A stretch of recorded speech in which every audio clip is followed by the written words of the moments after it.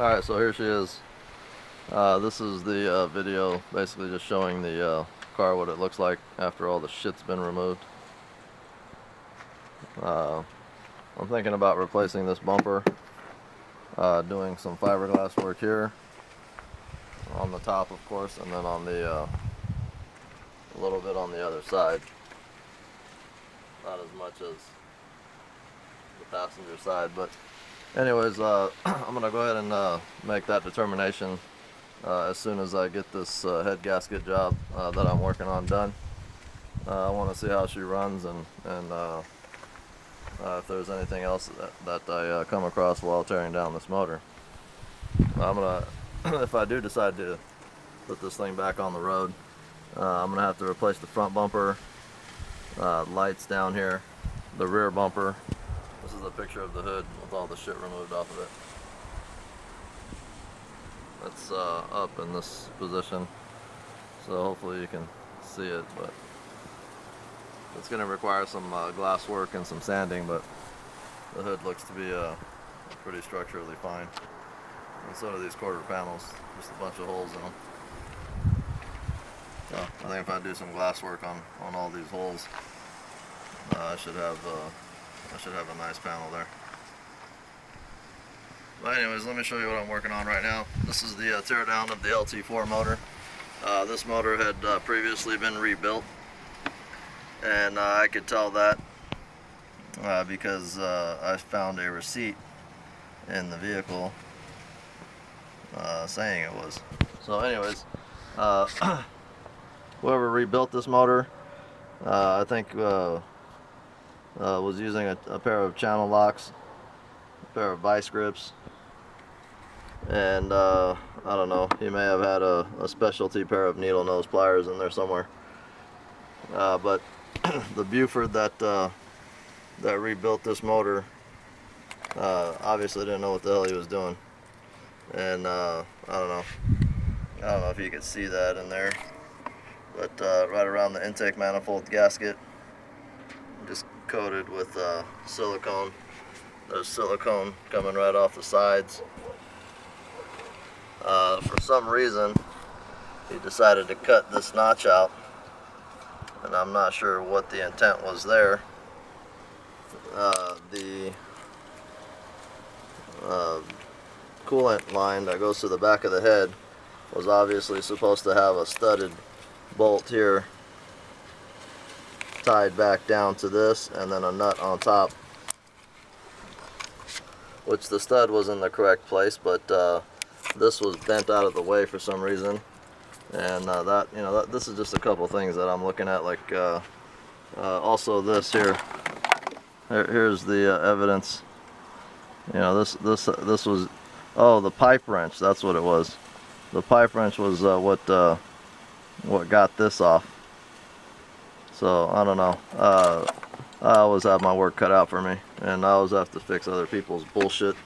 Whoever did the rebuild on this motor was just a complete hack slob. I feel sorry for this car. This car's been through the ringer, and I'm gonna go ahead and bet this car needs a head gasket. There's antifreeze in the oil. I don't know, it looked also when he was cleaning this throttle body's gasket off, looked like he just went and got a rock out of the yard and started chafing away at it.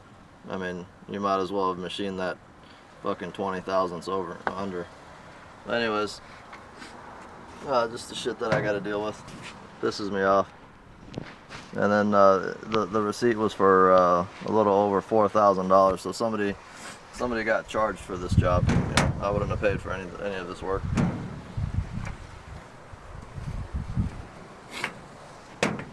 Hell, Fonzie could have done a better job than that, right, Fonzie? Fonz, where you going, boy? Fonz, you don't want any part of this? I guess he doesn't. Anyways, that's my little dog, Fonzie. All right, so back on this side. Showing around here. I'm gonna end up tearing down these heads. I'm gonna take the heads off and see what I've got for a bottom end. I'm going to take a look at the bores. I'm going to have to bet that whoever did the rebuild on this engine used LT1 gaskets, which are, you can use them on an LT4, but it's not recommended for the a little higher compression that this motor runs, and there's also a thickness difference for the LT4 gaskets. And I happen to score a set of LT4 gaskets fairly cheap, and they're the original GM part number. So there was a quantity that was remaining, and I ended up buying 4 of them just to have some in the future if I ever need them. But anyways, I've got the fuel line disconnected. A quick tip on the fuel line: when you pull this fuel line off, if you pull it off, your line's going to continue to gush, and that's because of pressure buildup in the tank. What you want to do is when you pull off your fuel line on an LT1 Corvette motor, I haven't had this issue on a LT1 car like an Impala or, you know, whatever, Trans Am, Corvette, sorry, Camaro. But if you pull off the, come to the back of the gas tank and pull off the cap, it'll release all the pressure out of there, and you won't have continuous gas flowing everywhere. So that's a quick tip for you on that.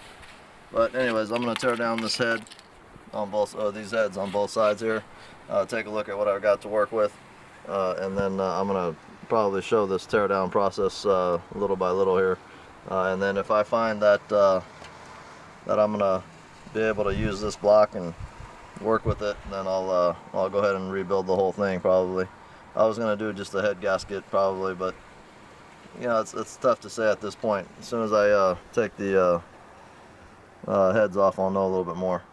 But anyways, here she is signing off. I'll see you on the next video.